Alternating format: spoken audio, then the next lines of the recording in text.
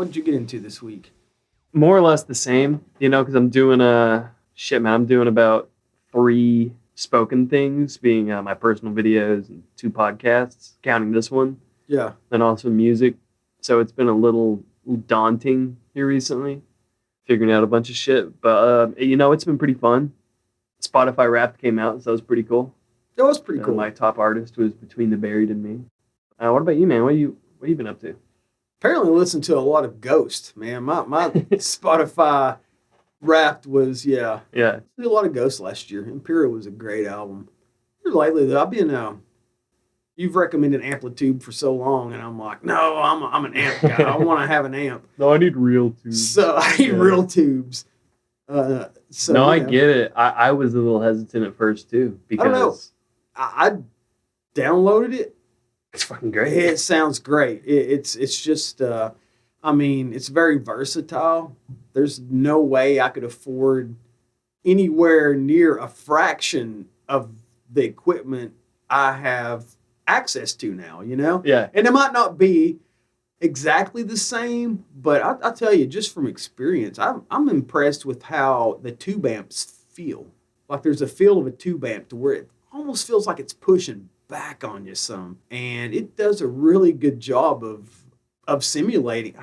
It's got a good feel to it, which is not what I didn't expect.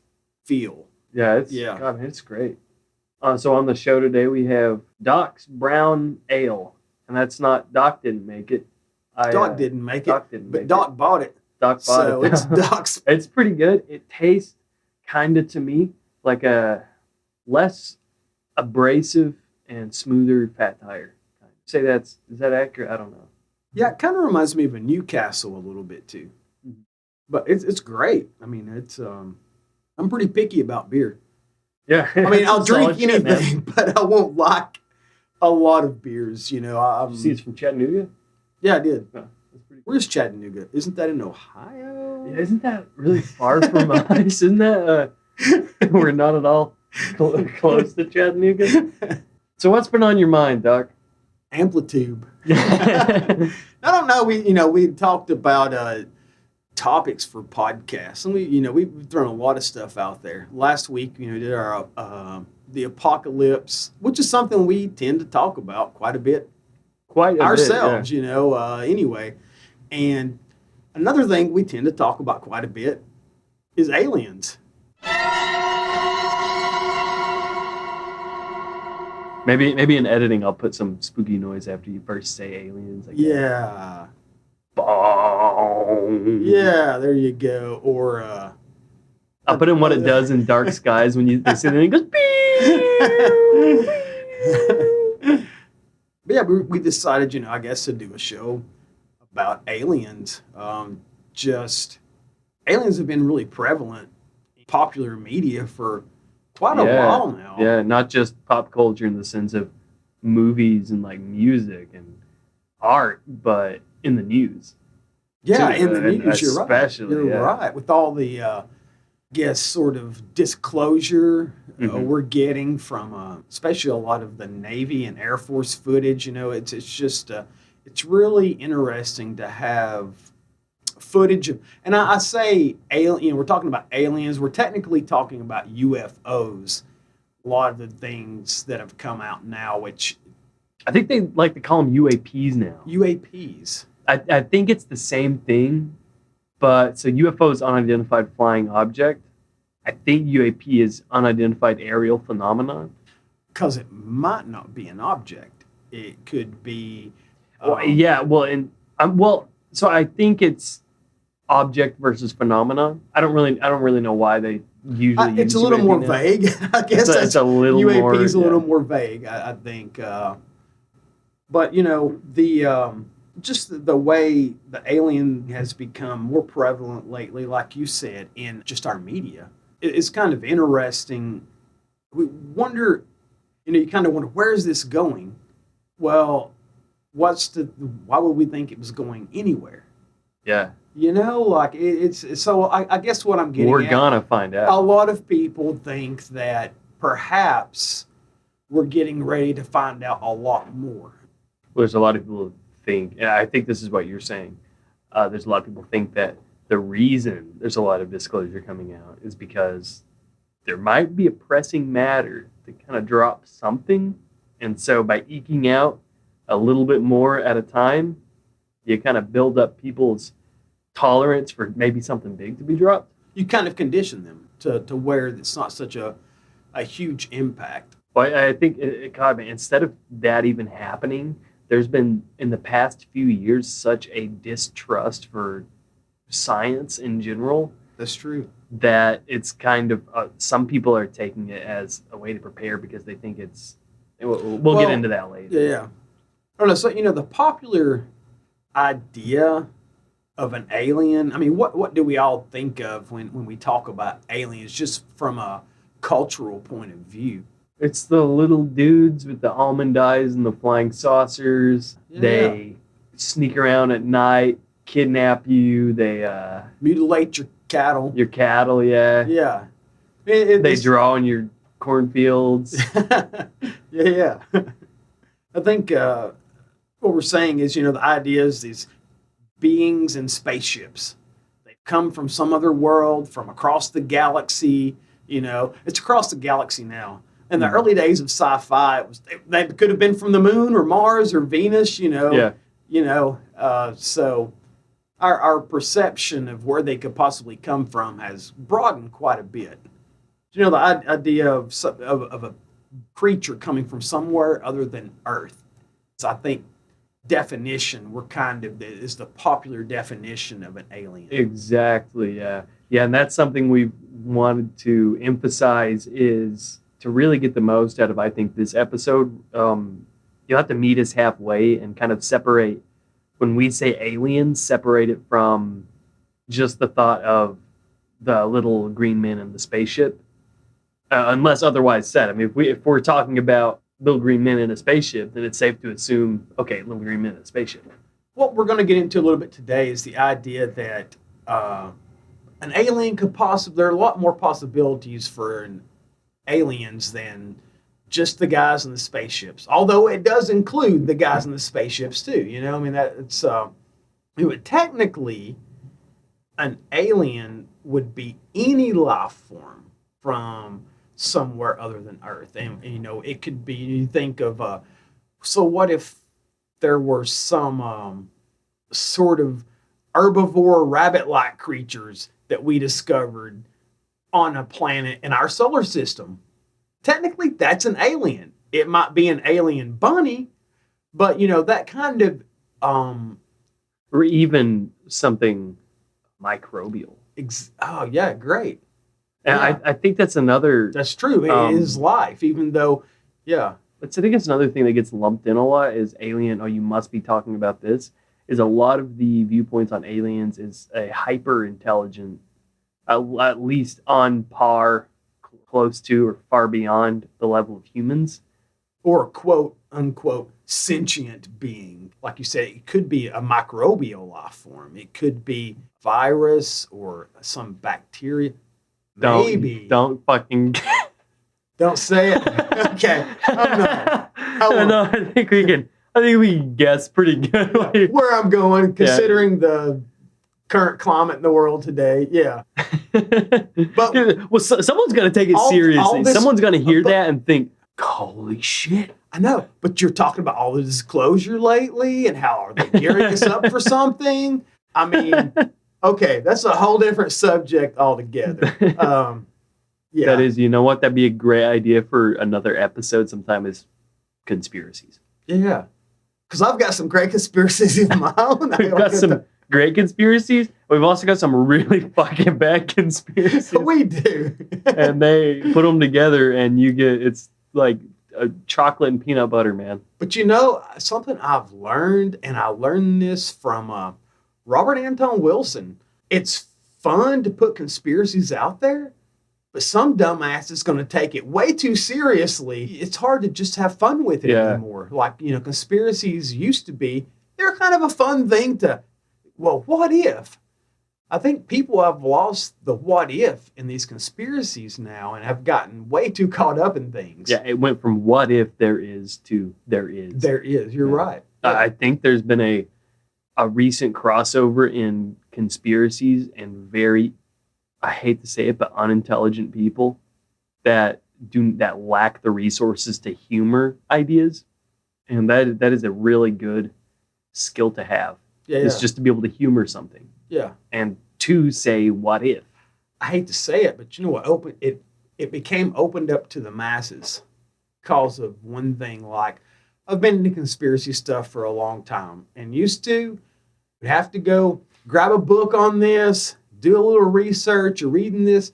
Now with the, I say now, this is dating myself, I think, but the web, the internet, videos, and podcasts make these ideas and concepts readily accessible to people that before Would have never been exposed to it Exactly. in their circles of influence. Yes.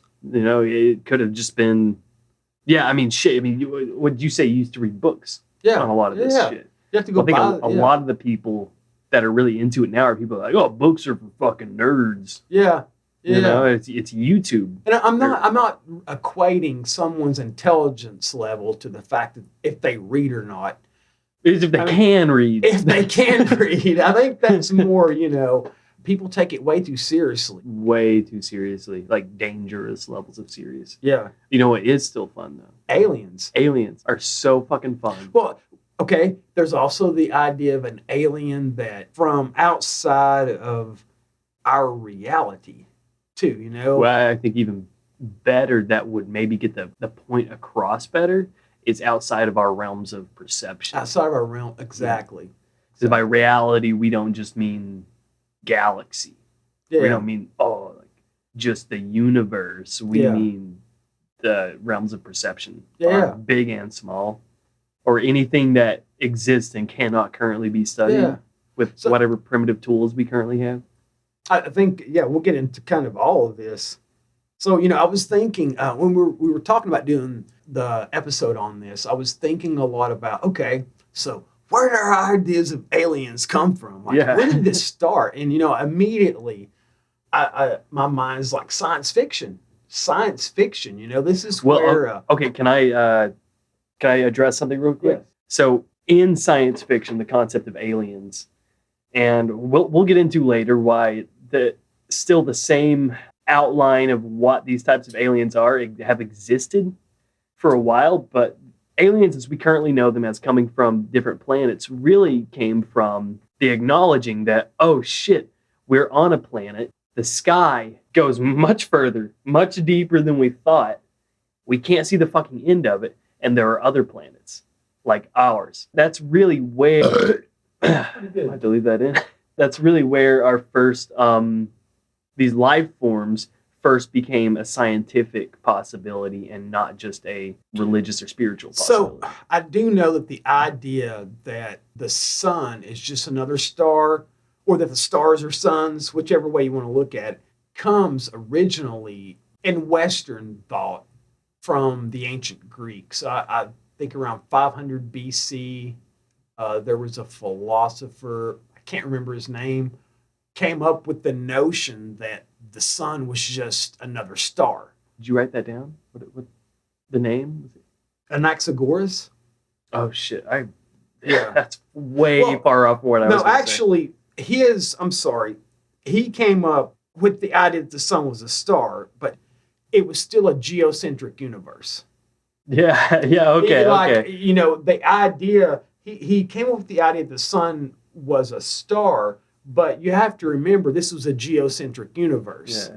So he still believed the Earth was the center of the universe, but that the stars were these burning rocks. And the sun was just a close burning rock, Even to accept what the Earth is, you still have to analyze something else out, some other celestial body, and think, shit, that could be us. Yeah. Like the first time seeing a planet, you're not automatically going to think, oh, it's just like Earth. You're going to be like, what the fuck is that? What is that? Holy shit, maybe we're standing on one. Yeah. But I think that takes a great bit of imagination, and maybe some sort of mind-altering substance for early man to come to that conclusion. Like, wow, And that there was a very large portion of time where that was just before the imagination crossed over with the scientific. Yeah. And it was pushed through out of the imagination into the realm of the scientific and accepted. Yeah. Which is a really fucking beautiful thing to happen. It is. And that's a good topic there, you know, to even go off on a tangent on it is the idea of how imagination has helped build our reality. You know, it really has shaped our world. Shit. I mean, civilization itself comes from, it started, you know, in the mind of someone.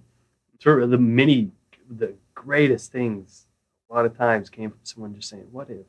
Yeah. Or someone accidentally stumbling onto it while doing something else. There's fucking Hoffman. Anything you see as far as man-made, any part of the civilized world, any part of civilization, product of the human imagination. Yeah. An interesting thing, there was a group of Greek philosophers that this is the first allusion to what we're talking about, other beings. There was a group, Epicureans, I believe they followed the Epicurean philosophy. They believed that since Earth was the result of a chance just interaction of atoms, that it just happened to spring up like it is, and all the life forms and everything, they believed that there were other Earths also to where the same thing happened, that were inhabited by a different kind of men. So I'm sorry, was this before we really understood planets? Oh, yeah. This is what, but this. So instead of thinking on a spatial term of, far over there's another Earth. What's funny about reading it is you start thinking about the current notions we have of like a multiverse or multiple universes. Thanks, Marvel. So thanks, Moorcock. Man. Now, Marvel brought it to the mainstream, but you'd really have to say thank you, Moorcock. But unsarcastically. I would sarcastically say thank you, Marvel, because fucking everything's got to have a multiverse now. These guys believed in aliens on a multiversal level before they ever conceived of there being aliens on other planets around other stars out there. It was a very interesting group of, you know, people. Epicureans? Epicurean, yeah. I am so fascinated that I've never heard of that. I knew about unless this. Maybe you've mentioned them before when we've talked. No, I've known about this for a long time, but I couldn't remember the name. I had to look the name up. I'm like, oh, yeah, Epicureans. Yeah. No, that is really cool. Yeah. It's more astounding that it comes before there were notions of different planets. Yeah. It's like, wow, that's pretty fucking gnarly. They were geocentric, you know. It was interesting the advanced ideas you get from people and societies that were pretty much geocentric, you know. Yeah. Flat earthers, who knows? A little sarcasm. I don't know. We get kind of not really off topic. We've taken a little bit of a detour talking about. We definitely took the scenic route. We did, talking about where does our idea of aliens come from? Where did it start? But I think, without a doubt, our modern idea and popular depiction of aliens comes from sci-fi. Sci-fi kind of defines, and when I say sci-fi, you know, I guess, I don't know, what were the first sci-fi aliens? You know, I'm thinking War of the Worlds, but I know there was shit way before that, you know? Yeah, what about, was Asimov before or after War of the Worlds? Was Asimov really getting to aliens, or was it a lot of just human sci-fi? Asimov got into a little bit of everything. I mean, I bet the first extraterrestrial beings were in Star Wars. Excuse me, Star Trek. Oh, damn. Yeah. What about the possibility, biblical or sacred texts, having references to things that could be interpreted as they were seeing fucking spaceships? Yeah, I mean that's something we can get into a little later, I think. Okay, yeah. Right now, I was just thinking in sci-fi So that Yeah, that wasn't science fiction. Now it yeah, still yeah, crosses into the realm of science fiction, but you just chop the science off of yeah, that because there's no real scientific basis for it. There's yeah. no even what if this scientifically happened. It's just regular old fiction. I think something that people, a lot of these sacred texts and things, were they divinely inspired? If they were, man, that means a lot. It means a lot. If they weren't, that means a lot too, because that means science fiction and fantasy is way fucking older than we think it is. Yeah. I mean, Well, I don't know. How old do we even think like storytelling is? I mean, no, fucking older than we could ever probably even trace. yeah, We can't even trace the very beginning of language. We can speculate on it. Definitely. Very, very sure. I don't know if the dinosaurs were telling stories. Maybe it came from people talking about aliens. They had to communicate about aliens and share their experiences, so they started telling these stories. You get the first lone caveman that saw a UFO desperately trying to describe to his cave brethren around the fire at night, and that pushed them into a fucking new age, the language age, where they realized they could tell their stories through that. I'm pretty sure some sort of mushrooms were involved in that whole. I bet that was a baller story then. But if our current popular notion of aliens comes from science fiction, I mean, I think everyone can. What movie? This is the one you could ask anyone. What is an alien movie you love? And everyone has an alien movie they love, whether they read or not, whether they play video games.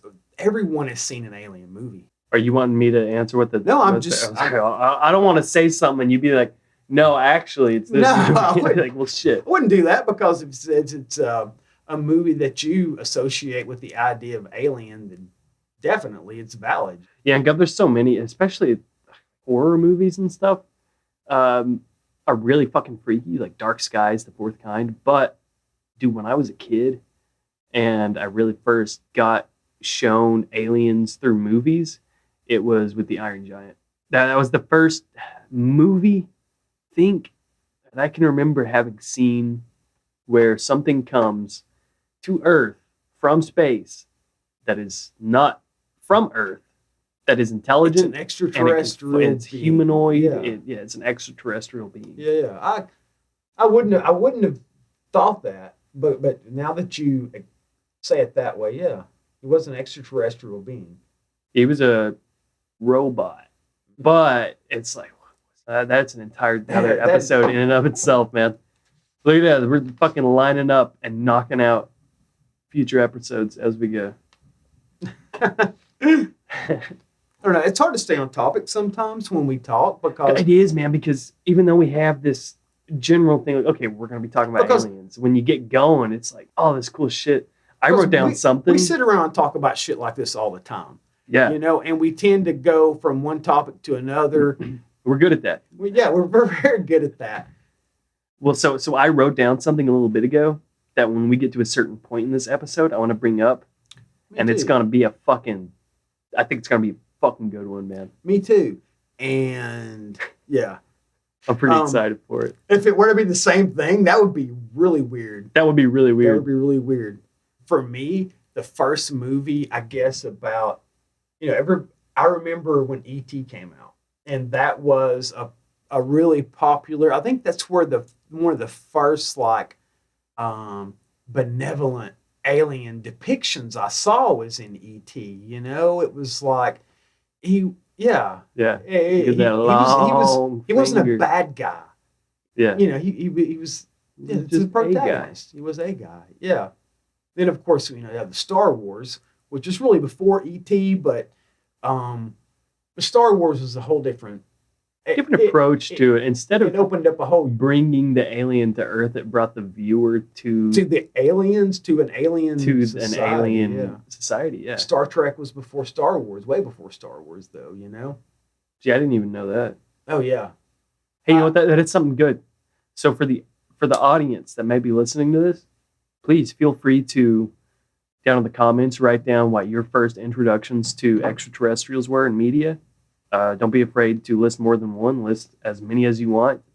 We've got music, movies, games, books, even stories. Maybe your first time hearing like a someone tell you a story, like, oh, dude, grandma got abducted by aliens once, or like I got alien probed once or something. Maybe if you can just write down whatever the fuck your first introductions to aliens were as far back as you can remember, and that'd be pretty badass.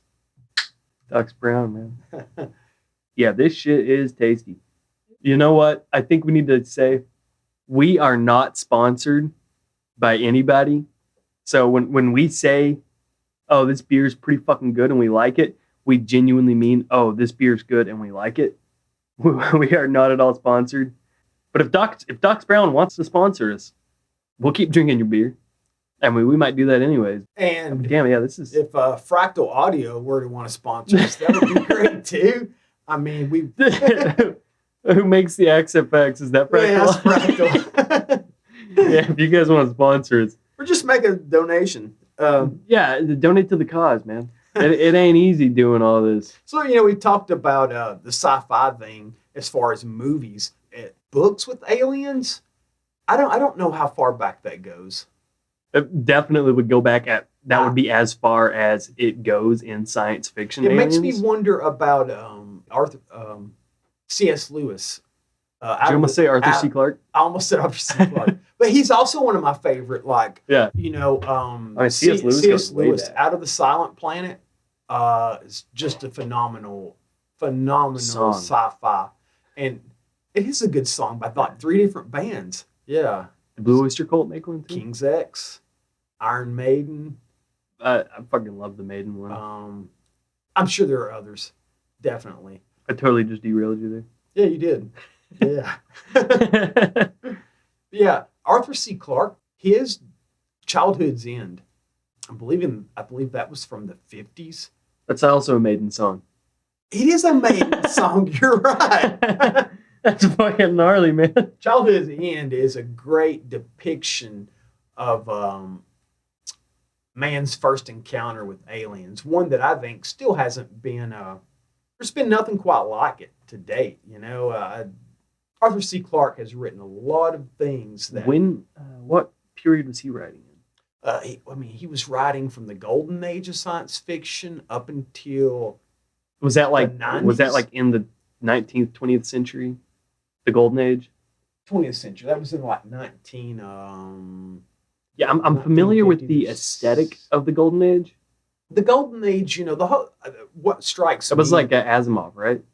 Asimov started in the golden age, but a lot of these writers lived into a more modern age, of sci-fi. The whole thing with the golden age sci-fi is we really hadn't explored. Granted, this stuff they started writing this sci-fi before we had even been to the moon, before man had been to the moon, before we'd even sent anyone into space.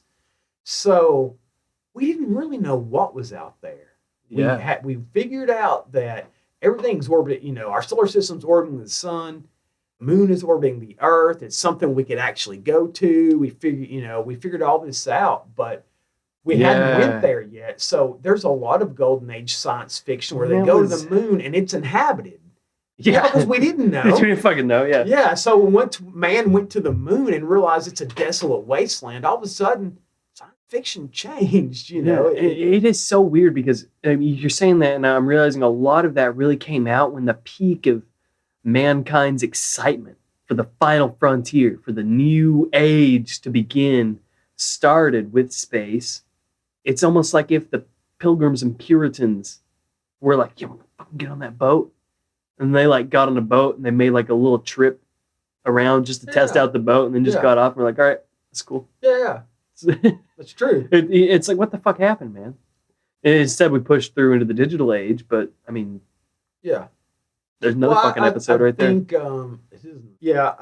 I think we need if the human race is going to keep growing and the population is going to keep growing desperately.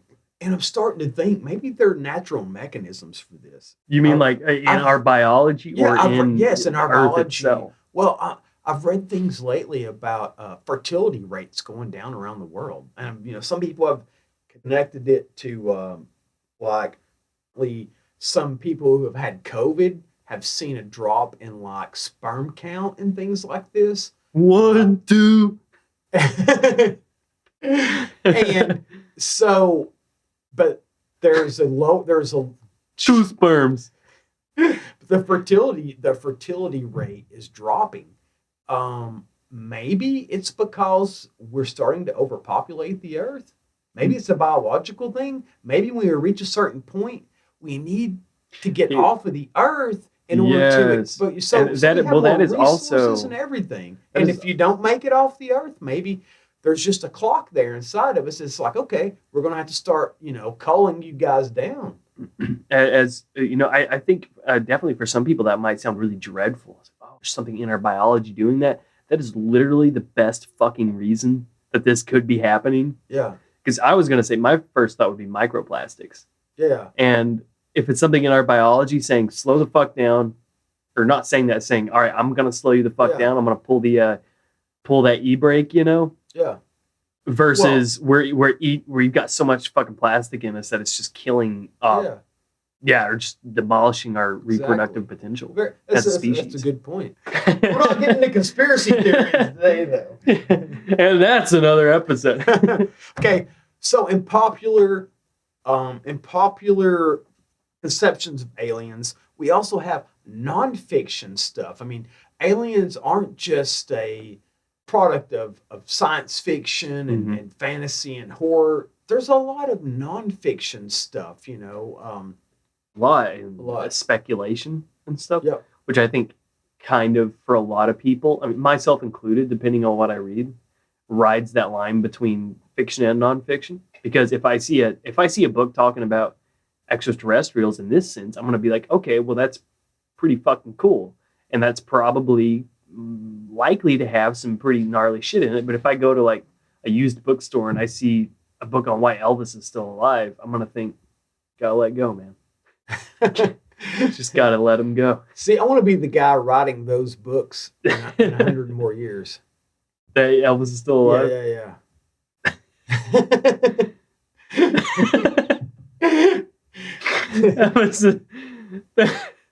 They should have done that in Ant-Man. That's the reason is he got hit with the Pym particles and he's just in the subatomic level. That's why sperm counts are going down. Fucking hell. Damn it. No more conspiracy shit, man. That'd be the dumbest shit I've said all day, probably. It's a brand new sentence. I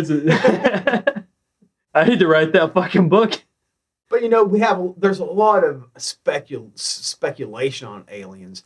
There's so many books and videos that it's more about what people think or think they have proof of. From David Icke and all this all this stuff. It's like Not that we consider David Icke to be a very trustworthy mind, although he is a free thinker. Oh no, yeah, Icke is a free thinker. He's just a little fucking a little bit Alex Jonesy, Dude, but I don't have to agree with you to enjoy your presentation and the ideas you bring. I mean, it's a lot of Ike's ideas. Just a little, yeah. I mean, God rest the Queen. I mean, just saying, leave the Brits alone, man. They got the royal family and they're not reptilians, David. Come on. Might as well be. I mean, it doesn't matter. Not like they're doing anything. What's worse, to be a reptilian or royalty? Well, do you have stuff written from experience too? Yeah. You got a lot of stuff people saying, well, this is what's going on with the alien agenda, and there's a lot of preachy stuff. But then you have like Whitley Strieber, people like that. I remember Communion. I read Communion back in the day, and it's more of a chronicle of someone's actual experience as encounter of the third or fourth kind. It's a I think it's Whitley Strieber. Strieber, okay. Yeah. A lot of times, alien abductees, by the nature of what they are claiming, sort of to the masses discredit themselves. It's hard for someone's story. Whitley was one of those people that his story really got a lot of people's attention when it was published. Mm-hmm. It was just a lot to ponder. Yeah. There's a lot of who was it? Betty and Barney Hill. Yes. Was that their names? That couple? I think so. You probably know more about them than me. You've taught that's me a about them. That's a really interesting case where we have two people that went through this experience and they come out both separately interviewed while still under a lot of stress, obviously under some stress. And then I think Betty was able to correctly draw out a fucking star system. Something just completely with something that we have now found is accurate. That's what I think it was Zeta, possibly. I don't know. It's something weird like that. Yeah. But real quick, I wanted to say, so we touched on speculation a bit ago, and I think for the longest time, speculation was the belief in extraterrestrial life. And here recently, with all the shit that's came out, it's really, the tables have almost flipped to where now it's speculation to say that maybe there aren't aliens. Maybe there's not extraterrestrial life. It's really speculation to say that now. Now, you're still going to find UFO books in the speculation section of your local used bookstore, Yeah. but I think that is what the speculation is now. That is the conspiracy theory now, is that the aliens don't exist. You're very right there. That's a good point you make. Because with the universe as we know it, I don't know how to say this. In order to believe there are no aliens, you have to completely disregard any evidence of the size of the universe. You have to completely disregard probability. Yes, you do. You do. Disregard Yeah. probability. It's a good way of putting it. Exactly. That's a good point. I'm really just pondering that. You know, Yeah. It's a great point because you are the person that's going against everything. Think there's no possibility of aliens because you're pretty much putting us back where the ancient Greeks had us. You're putting it in a geocentric universe. You're putting the life is completely geocentric. Yeah. And that's just like why? Why Would you even assume that? It's easy to understand why the Greeks would believe that when they didn't know that the stars were suns. Mm-hmm. You're just observing the universe. And you're like, okay, well, this starry dome is moving around us. I want to, and I don't know if we're ready to get into this yet, but the same thing that led to our current perception of aliens being from different planets will very likely happen again, but it won't be a physical expansion of space into where they're at the sky is this infinitely deep thing that shows other stars. Of course, that led to where aliens could come from them. I don't know if we're ready to get into it, but something like that is possibly happening now and could be happening. Could be. And let's hope we're in a good enough place where it comes about like it did with the Greeks and not the aliens coming to find the Greeks before the Greeks could even fathom where they were coming from. Yeah. Which kind of brings us to the last episode about reality style, a reality shaping event. Well, I think you're getting into something I'd like to touch on a little bit later. Mm-hmm. Definitely. I see where you're coming from. And there's the whole notion, just to address that right now, I think, try to see something you have no idea of what it is. Yeah. It's hard to do. But you can't do it. Yeah. But I have had times before where I would see something that I've never seen before, or at an angle I'd never seen before. I think everyone has. And for a brief moment, you're like, what the fuck is that? Yeah, or you could think it's something else entirely. Exactly. Yeah. It's like you ever drive home at really late at night and you see a mailbox and is that a fucking cat? Dude, is that someone standing there, you know? Yeah. Well, it's not even that you don't believe in mailboxes. I don't even know if that's I don't know if that's a good analogy. But I think your mind can show you, still see that there is something, but your mind can tell you that's something else. Before possibly it's invisible to your conscious mind to grasp onto. And I think that can materialize in a lot of alien abductee stories. We have a phenomenon known as missing time, which is also a killer track by Frederick Thorndell of Meshuggah, but it's completely off topic. missing time is reported a lot by people who have claimed to experience certain things by extraterrestrials, and it is when time itself is missing. I don't know why I felt the need to clarify that. Missing time was when time itself is missing. But I think what I'm trying to say is it's not that, what have I been doing for the, I can't remember, what is it, blacked out? Or no, it's that you look at your phone or your watch and 8 hours have passed since it was since you looked at your watch 5 minutes ago. 8 hours have passed.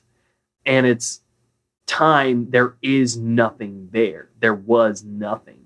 And possibly that could be the type of invisibility we're talking about, to where if you don't believe in it, it blends in. Part of the abduction thing, is speculation of abduction, I suppose. Yeah, that's a lot of speculation about abduction. Personal accounts is missing time. I think here's an example. There, that right there, that is missing time. Now, don't look at your phone. Don't look at the time. We just took a 10-minute break. How long was that for you? Not 10 minutes. I can assure you that, because I'm looking at the tracks right now as they're recording. It was not 10 minutes. So don't even try to lie to me.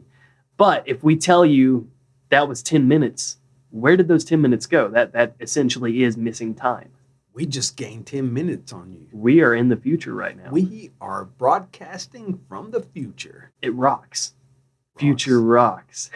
Because we all live in future world. So real quick, I wanted to get back to, before we move on, so we were talking about authors a second ago, and especially science fiction, and I wanted to bring up H.P. Lovecraft, really defined cosmic horror. And I think this also ties into what we're about to get into. A great example of alien horror. A great example of alien horror is H.P. Lovecraft. These ancient alien god beings that are gods compared to us, living in the fucking whatever dimension we live in. And whatever dimension we live in, to us, are God. Whatever the fuck, it's incomprehensible to our human mind. I think that is one of the earliest examples of that type of horror. And I think we also addressed in the last episode, before Lovecraft, horror wasn't like that. Horror was a lot of monsters and zombies, Biped monsters. Biped monsters, yeah. Lovecraft really birthed that. I've read a lot more Poe than I have Lovecraft. I love Lovecraft's world. Mm-hmm. But I have a hard time reading his writing for some reason. It's to me, it's unnecessarily dense. Mm-hmm. But Lovecraft, I know his work so much through its influence on other people, and it's easy to see. Lovecraft really understood playing with the fear of the unknown, which is a really cool thing. But it is something you get into a lot when Lovecraft spends 4 pages describing a house, and then when it gets to the horror, it was so undescribable. If you're really locked into the story, it's freaky. For me, literature, video, Lovecraftian creature is always recognizable. Always. If it's influenced by Lovecraft, always. Exactly. If it's tentacly, it's got tentacles weird, and one eye, wet looking. Yeah, probably very influenced by Lovecraft, whether directly or indirectly. Yeah. So we're talking about physical attributes of an alien. Mm-hmm. We see very commonly the grays. Something we haven't even talked about in media, and certainly deserves recognition. What about xenomorphs? Well, that's very Geiger. I think H.R. Geiger was the art director. I don't think Aliens was just inspired by Geiger. I think he was the art director. Wow, I can Aliens. See that. Aliens 2 or starting with Alien. Yeah. Interesting. I think, which Geiger passed away earlier in the 21st century. You know you're getting old when you start talking about someone and you can't remember if they're alive or dead. One thing that comes to mind with the xenomorph is just the shape. One thing Geiger, real quick, with his design of the xenomorph is, and this comes out a lot in Geiger's art, a lot of it is very homoerotic. And that's not just a speculation on it. That is literally a lot, like the shape of the alien's head and a lot of like these tubes and weird things with like heads on them and stuff. Is this you know, true, or is this just an interpretation of it? I think that is true. I No, think because I can see it very, now that you're saying it, I can Yeah. see it, but I'm like, wow. But you're talking about the idea, a lot of the things we're talking about as far as aliens in culture and art really deals with physical aliens. Mhm. And when we're talking about aliens, especially the modern depiction of aliens, they came from the stars. Mhm. The idea of creatures coming here from somewhere else, these beings, that's the popular conception of an alien. Very much so, yeah. It's indistinguishable. If you see one of those, your first thought is it's an alien. Even if we discover something on Earth that says always lived here that looks Yeah. like that, you're still gonna think that looks like a fucking alien. Yeah. Like, well, we have the Greys. The Mhm. Greys are a good example. And that's probably the most recognizable example, definitely, and the most common that people report is skinny, weird, That's true. big Yeah. head, almond eyes, a lot of times tiny mouths. If we entertain the idea that aliens have been here, or actually if aliens exist, right now we're entertaining the idea that if they exist, which saying they don't exist is, like you said earlier, it's now speculation that they don't exist. Mhm. Because if you understand the size, the physical, literal size of the universe, and the idea of time, Mhm. how vast time is, In terms of molecular and also mathematically and probability. This molecular. One thing I learned I had 2 biology courses in college, and one cool thing I learned from my teacher. I wish I got to talk to him more about it because he said this, and I thought this guy might be into some sci-fi. He said, "Do you know why in a lot of media aliens are described as silicon-based life forms?" And he said it's because I'm fairly certain. He said it's because silicon has the same number of valence electrons that carbon does. So we are carbon-based life forms, which really means that it can form as many branches and chains as carbon. it can serve the same function. It can serve the same function. That's interesting. That's very deep. If beings from other planets, other star systems, are indeed coming here, have been here, how did they get here? You know, Yeah. there's a lot of possibilities. There's a lot. There's infinite possibilities, really. You know, And that is the difference in. So how do they get here? There's one answer to that. And it is how do they get here? But how could they get here? There are infinite answers to how they might get here, and I think that is why they're mostly depicted as being far superior intelligently as opposed to humans. Yeah. Because we don't fucking know how they. But there are certain things that, okay, we know at least the relative speed of light. We have an idea of how fast light is. The notion that the closest star system to us is 4.3 light years away, Alpha Centauri. So, in saying it's 4.3 light years away, that's saying if you were traveling at the speed of light, goddamn it would speed of take light, you yeah. 4.3 years to get here. Now, you know what's the razor? That the Occam's razor proposes that the solution that requires the least number of assumptions is likely to be true, meaning that okay, something that you just have to assume.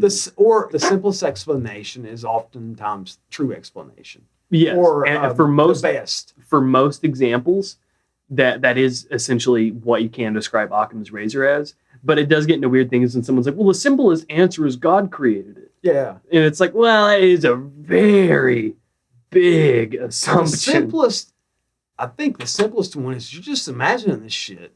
And this just occurred to me as we were talking about this. The simplest explanation for aliens traveling here from other star systems is that their lifespan is vastly longer than ours. Maybe they come here in ships that travel not much faster than the ships we have. Mm-hmm. And that but indeed they is... live millions of years. So taking 200,000 years to get here isn't quite the same to them.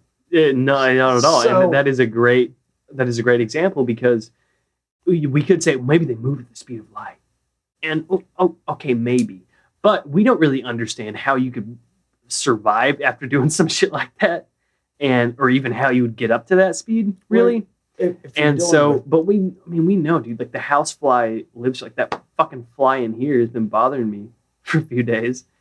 A housefly lives for what is it, 3 days? this fly's been here for like 4 days. Yeah, I'm wondering if this is like The child, of the Lord Fly Demolisher the second or something. It's Ariok. It's Ariok, probably. Ariok. Ariok coming to check us out. I feel bad Yeah. for swatting at him earlier. Although I knew I wasn't going to hit him because he's a fly. I mean, if he's Lord of Chaos, Doesn't really matter. Are you really going to be able to hurt him? But yeah.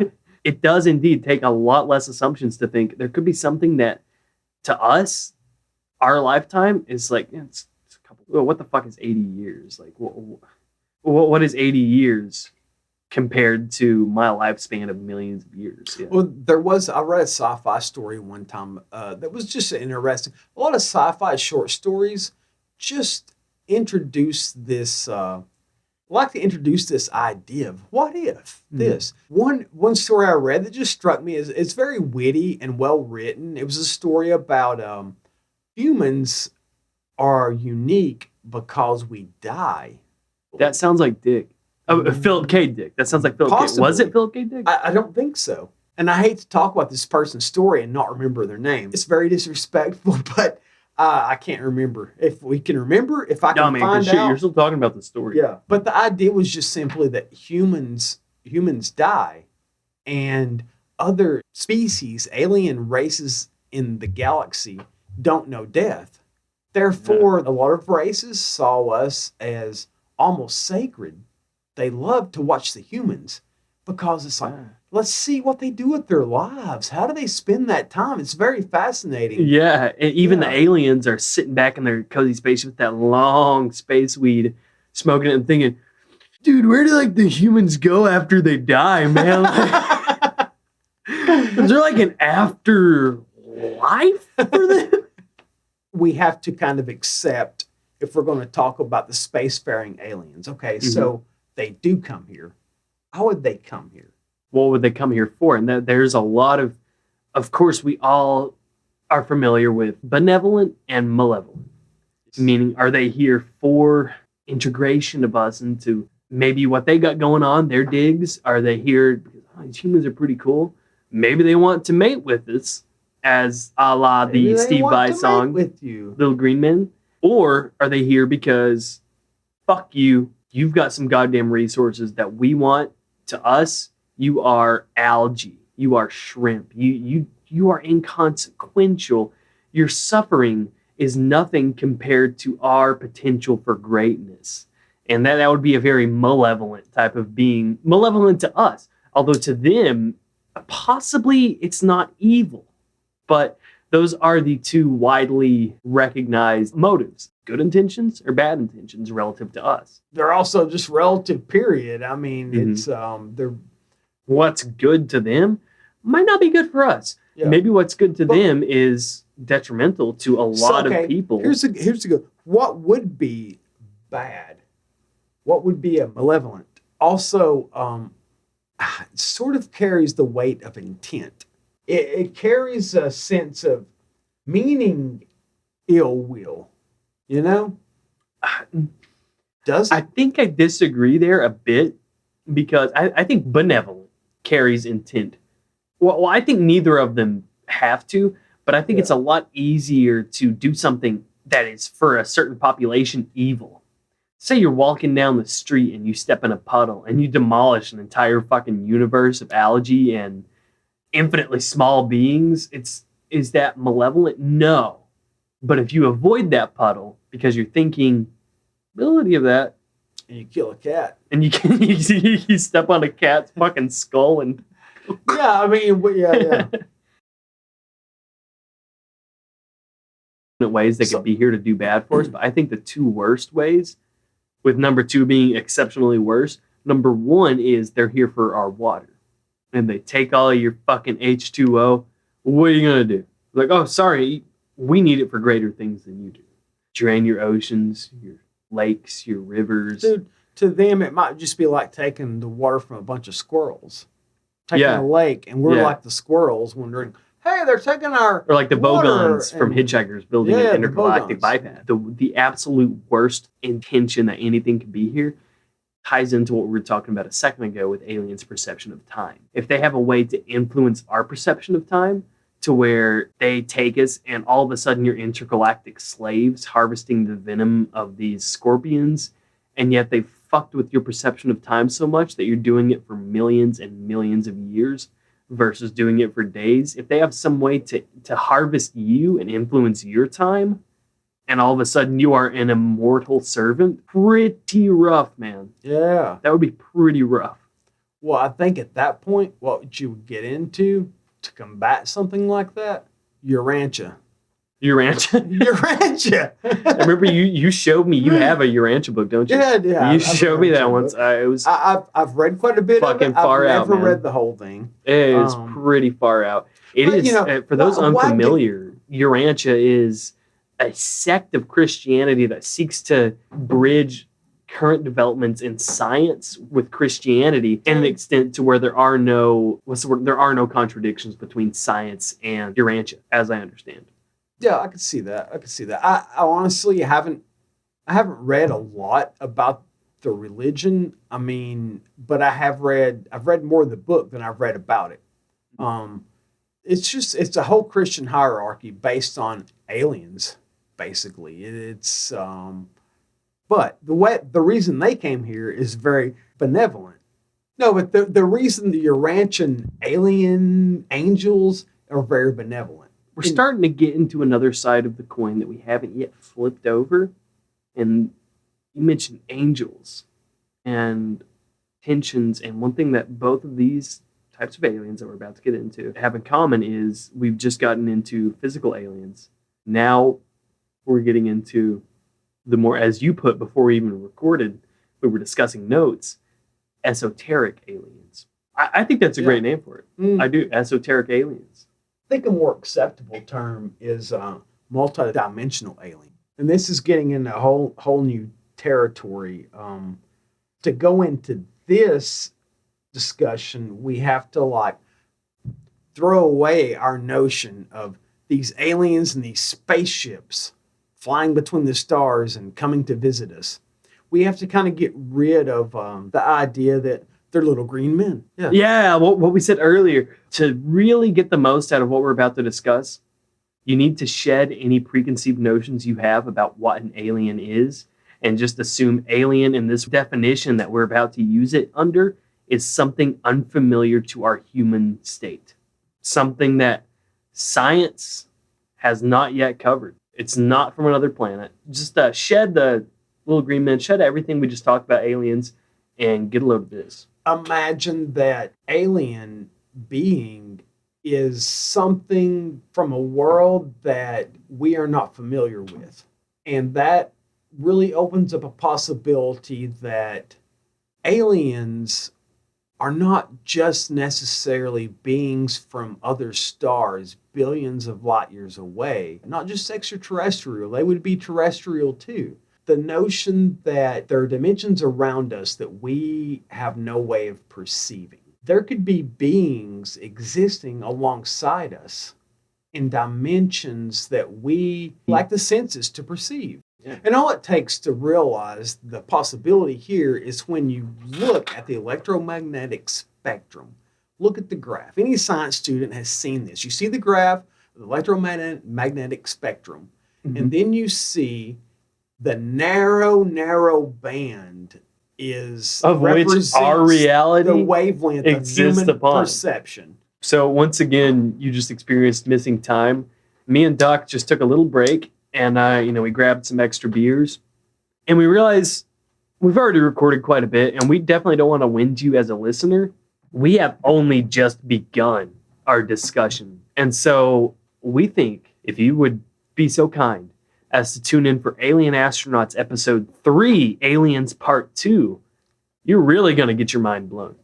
And to introduce it, I would like to just touch on something I wrote down earlier that I think would be great. So we're talking about aliens. And in the same episode, we mentioned something. And that is that everything that humanity has created thus far has been born of the imagination. So you cannot, and under any circumstances, discredit the imagination for its versatility and its mechanical usefulness.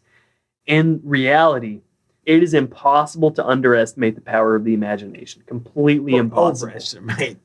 Yeah. Yeah. Shit. It is impossible to overestimate the power of the imagination. And so here's something I would like to say. And just so this doesn't sound like some kooky, Sid's on some weird shit. What is the one thing that we have that seems to set us apart from every other fucking organism that we can think of? The fruits of our labor, our creation. And through fire and muscle and blood and time, we have birthed such great inventions that are unachievable to any other organism that we currently know of. As we discussed earlier, all of that is born entirely of the human imagination. Yet, the imagination seems almost alien to other species that cannot use tools, they cannot imagine to use tools, they cannot imagine to utilize fire or to try and create fire. If monkeys could make fire, we'd be pretty fucked. There's also the possibility. Did you lose it? I lost it. There's You want me to retrace so you can? Yeah. All right, so we're talking about what humanity has achieved through The imagination. the imagination. I guess what I'm saying, that there's also the possibility that the reason that the power of imagination we've achieved these things is it's all our imagination. We have just imagined we have accomplished these things.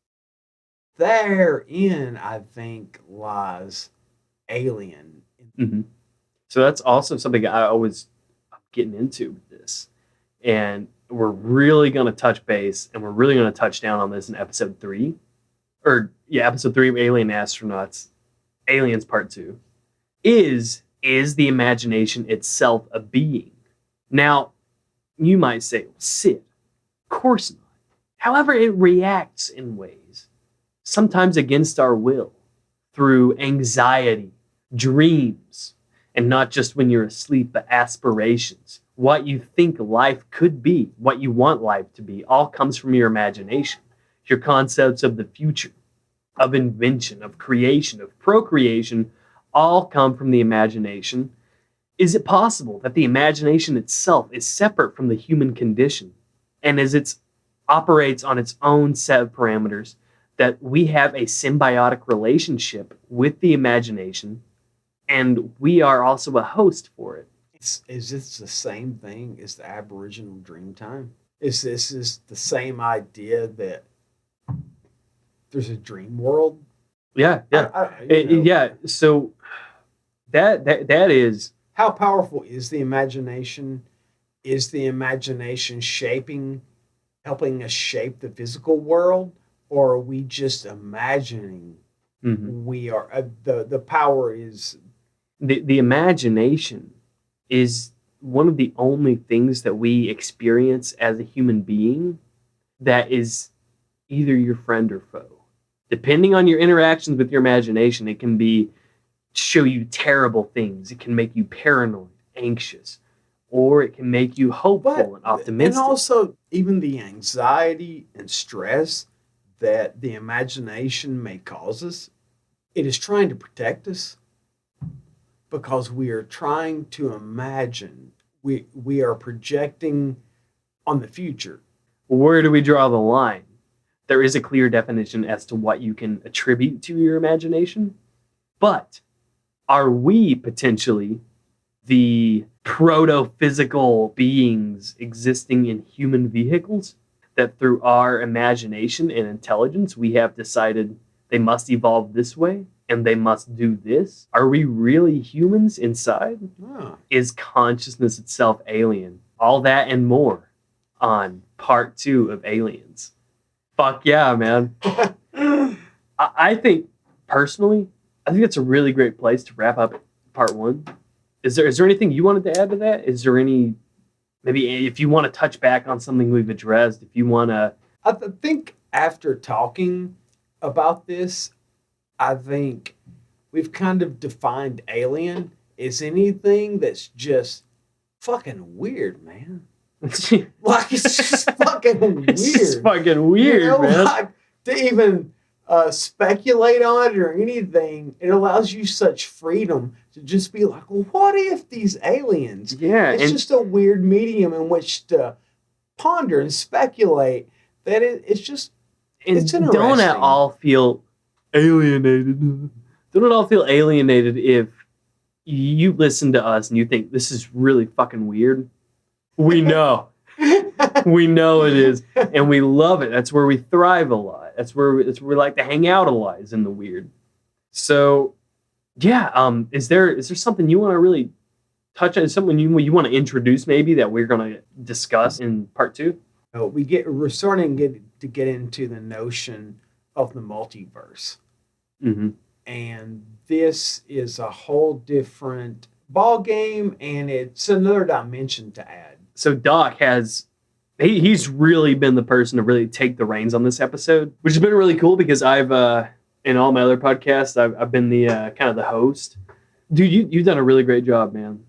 Shit, man, we're only 2 episodes in. I think this is our best fucking episode. That's a coin toss there. It's 50-50, Yeah, and it's gonna land on fucking Aliens Part 1. So I completely spent too much time on that than I should have. What I'm trying to say is, Doc, you wrote down a lot of the meat for today's episode, and you have an entire list.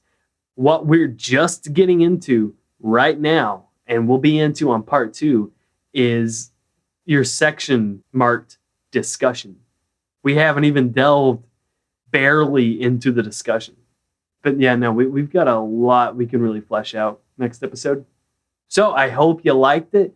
As always, if you did like this, feel free to leave a comment, to subscribe, to like the video, and to just be our friend. Yeah, it gets a little lonely out here on Spaceship Sid. To just be our friend, please leave a comment. Tell us whatever you think. If anything cool has ever happened to you along these lines, if you want to share, as mentioned earlier, your first experience with aliens in fiction or in life itself.